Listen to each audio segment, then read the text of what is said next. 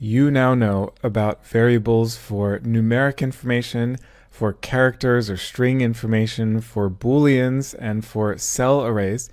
And now we are going to put all of those together into a super variable that is called a structure.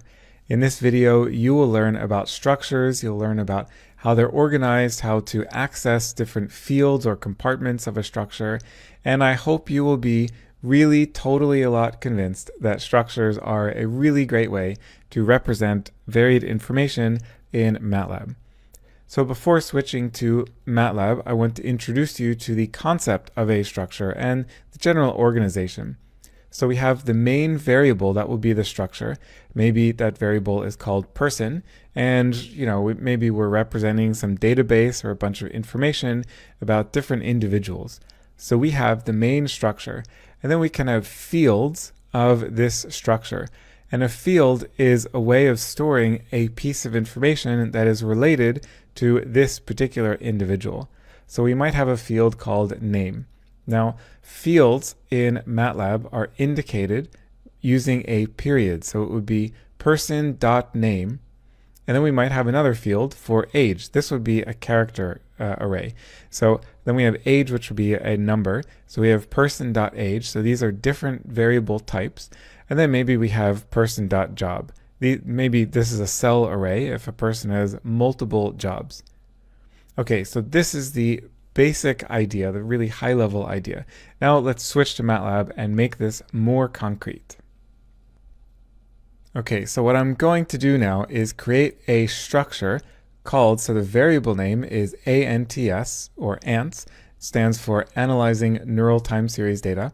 And there's going to be multiple fields associated with this variable. So there's going to be .name, .position, so that's me. I have a name. I'm the author of this book, and apparently my favorite toothpaste flavor is cinnamon. Truth be told, I don't know if that's my favorite toothpaste flavor, but if you have never tried cinnamon flavored toothpaste, I recommend it. It is an experience, I'll just put it that way. Okay, and then we have another field, number of watches. I don't think I own 18 watches, although that is the right order of magnitude. And favorite color.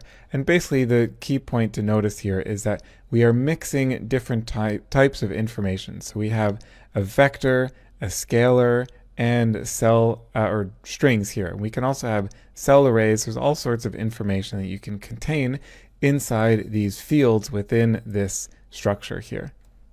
So I'm going to copy all of this and paste this into here.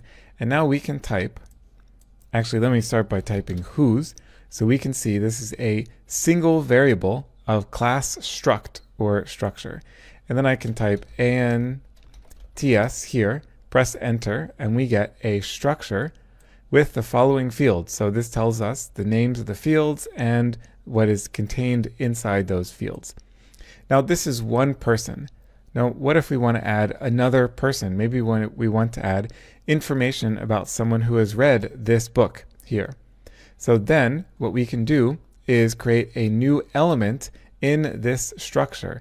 And the new element is indicated with parentheses, and then of course we need the same dot. And it's important here that the spelling is correct, because if we would write name, let's say names, now Matlab is going to think that this name is a totally different field from this names.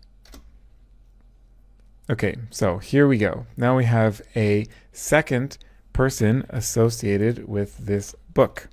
So now I can type whose, and you see that this variable ants is now a 2-element array. It's a 2-element structure array. And now it's interesting when we type ants. So when I did this and there was only one individual in here, only me was listed in here, then we saw the field names as well as the values, so the information contained in there. But now each element in this structure array has a different name. So it's no longer handy to print out all the information. Instead, Matlab is just going to tell us the names of the fields. So what if we want to access these different names? Well, you can write ANTS1. That gives you the information about the first element, and here we have the information about the second element. Okay, and then we can do other things. So, okay, this is what I just showed you. I can access one particular field by typing ANTS1 and then one of the field names. So, for example, number of watches. I can go back and change this to 2. And now that changes the output, of course, because our second individual here, Mickey Mouse, only has 1 watch. Sad, but you know, we shouldn't judge. And of course, if I were to type 3, we get an error message here because there are only 2 elements in this structure variable ants. Okay, another thing I want to show you is called tab completion. So I type dot, so ants and then dot. And now actually let me do 1. And now I type dot. And now I'm going to press the tab key on my keyboard. And when I press the tab key, that gives me this list of options. These are all of the possible completions that I can do. So we have just these 5 fields. So here I see these 5 fields. You can press up or down with the arrow keys. And then if you want to select this one, you can press enter.